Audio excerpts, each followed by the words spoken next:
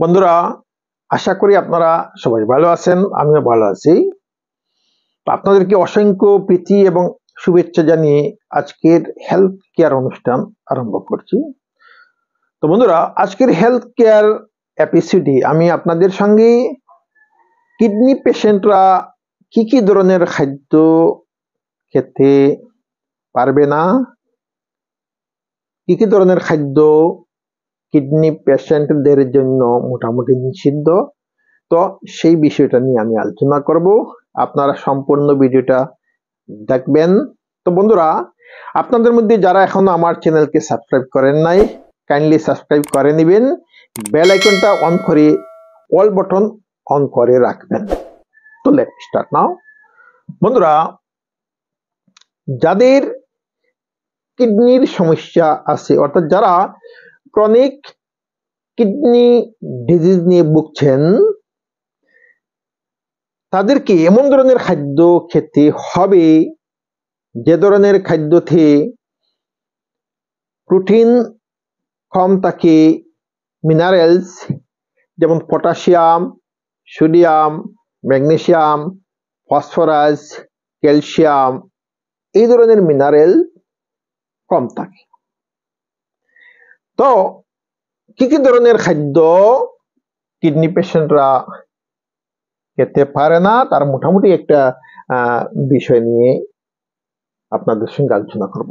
তো প্রথমে, কিডনি পেশেন্টরা ডার্ক কালার্ড সোডা, জেনারেলি আমরা কোল্ড ড্রিঙ্কস আমরা যে সকলকে মনে করি, সেই কোল্ড ড্রিঙ্কসে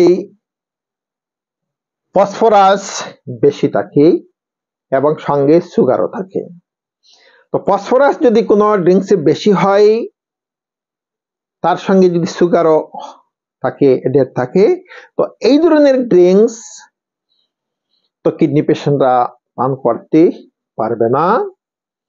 যে এই ধরনের ড্রিঙ্কস তারা পান করলেই তাদের শরীরের মধ্যে ফসফরাস বেড়ে যাবে। তো কিডনি সেই বর্ধিত ফসফরাসকে শরীর থেকে রিমুভ করতে পারবে না, তো যার কারণে কিডনিতে সমস্যা বেড়ে যাবে। নাম্বার 2 হচ্ছে oranges and orange juice. Kidney পেশেন্টরা কমলা লেবু অথবা কমলা লেবুর বা কমলার জুইস তারা পান করতে পারবে না। যে কমলা লেবু, কমলার জুইস, তো এগুলোর মধ্যে পটাশিয়াম খুব বেশি পরিমাণে থাকে। তো কিডনি পেশেন্টরা পটাশিয়াম সমৃদ্ধ কোনো ফল বা সবজি খেতে পারবে না। যদি পটাশিয়াম বেশি হয় এবং তারা যদি পান করে অথবা খেয়ে থাকে, তো তাদের ব্লাডের মধ্যে কোলেস্টেরল বেড়ে যাবে, শরীরের মধ্যে পটাশিয়াম বেড়ে যাবে। তো কিডনি সেই বর্ধিত পটাশিয়াম বা কোলেস্টেরল রিমুভ করতে পারবে না। নেক্সট হচ্ছে তো প্রসেস মিটস বা রেড মিটস। তো প্রসেস মিট বাজারে যেগুলা পাওয়া যায়, প্যাকেটজাত মিট, তো এগুলোর মধ্যে সল্ট, প্রোটিন এবং মিনারেলস বেশি থাকে। পটাশিয়াম, ম্যাগনেসিয়াম, ফসফরাস এগুলোও থাকে, প্রচুর পরিমাণে প্রোটিন থাকে এবং সল্ট থাকে। সবকিছুই একজন কিডনি পেশেন্টের জন্য ক্ষতিকারক। সুতরাং কিডনি পেশেন্টরা প্রসেসড মিট যেটা বাজারে পাওয়া যায় অথবা রেড মিট তারা খেতে পারবে না। যদি এই সমস্ত খাদ্য খায়, শরীরের মধ্যে তার অনেক সমস্যা দেখা দিবে, কিডনিতেও সমস্যা বেড়ে যাবে। তো নেক্সট হচ্ছে পটেটোস এন্ড সুইট পটেটোস।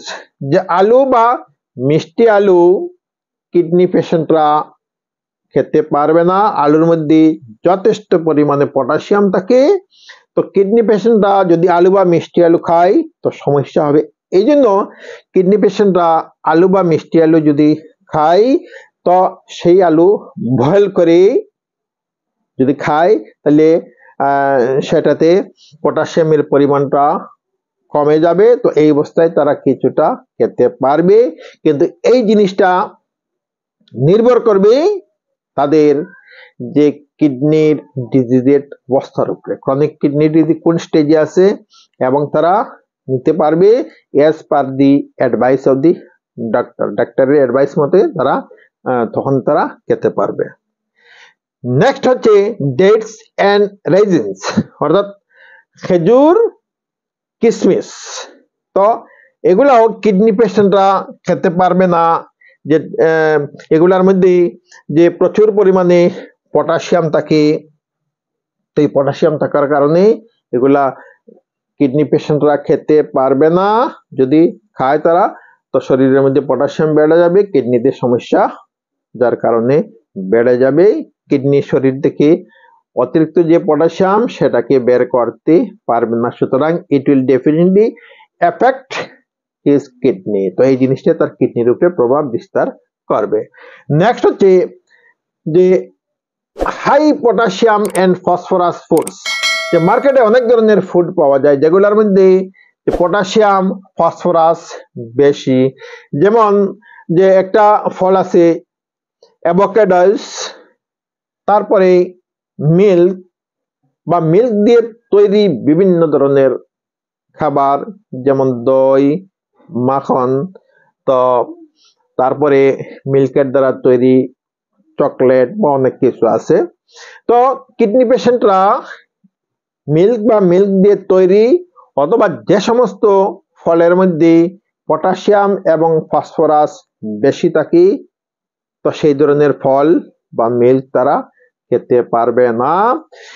যদি তারা খেতে চায় তো তাদের কিডনির অবস্থার উপর নির্ভর করবে, এবং তারা ডাক্তারের পরামর্শ মতে তারা কিছুটা খেতে পারবে, কিন্তু সরাসরি without the help of the advice of the doctor they cannot take this kind of foods, যে তারা এই ধরনের ফুড ডাক্তারের পরামর্শ ব্যতীত তারা নিতে পারবে না, নিলে তাদের কিডনিতে সমস্যা দেখা দিবে। তো নেক্সট হচ্ছে কেন ফুডস, যে বাজারের মধ্যে যে কেন, তো ডিব্বার মধ্যে বা কোনো প্রটেক্টেড পাত্রের মধ্যে কি থাকে, যে যে সমস্ত খাদ্য প্রিজার্ভ করা থাকে, সংরক্ষিত অবস্থায় থাকে, তো সেই ধরনের খাদ্য কিডনি পেশেন্টরা খেতে পারবে না। তার কারণ হচ্ছে এগুলোতে সোডিয়ামের পরিমাণ খুব বেশি থাকে। তো টিনের ডিব্বার মধ্যে অথবা অন্য কোনো ধরনের যে ডিব্বার মধ্যে প্যাকেটজাত যে সমস্ত খাদ্য আছে, তো কিডনি পেশেন্টরা সেগুলা খেতে পারবে না।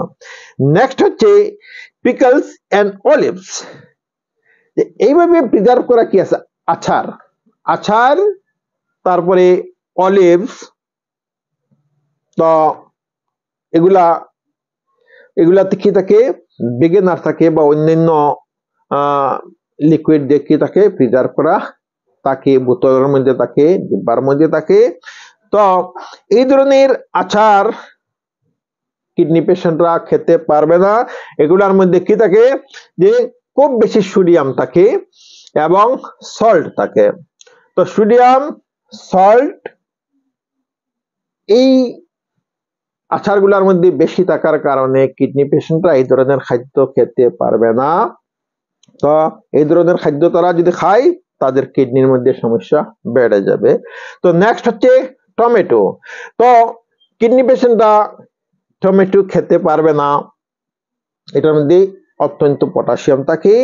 তো যদি কিডনি পেশেন্টরা টমেটো খায় তো তাদের কিডনির মধ্যে সমস্যা বেড়ে যাবে। এর অর্থ হচ্ছে শরীরে পটাশিয়াম, ব্লাডের মধ্যে কোলেস্টেরল বেড়ে যাবে, শরীরে পটাশিয়াম বেড়ে যাবে, তো কিডনি তো শরীর থেকে পটাশিয়াম রিমুভ করতে পারবে না, তো সরাসরি কিডনির উপর কি হবে, তার প্রভাবটা বেড়ে যাবে।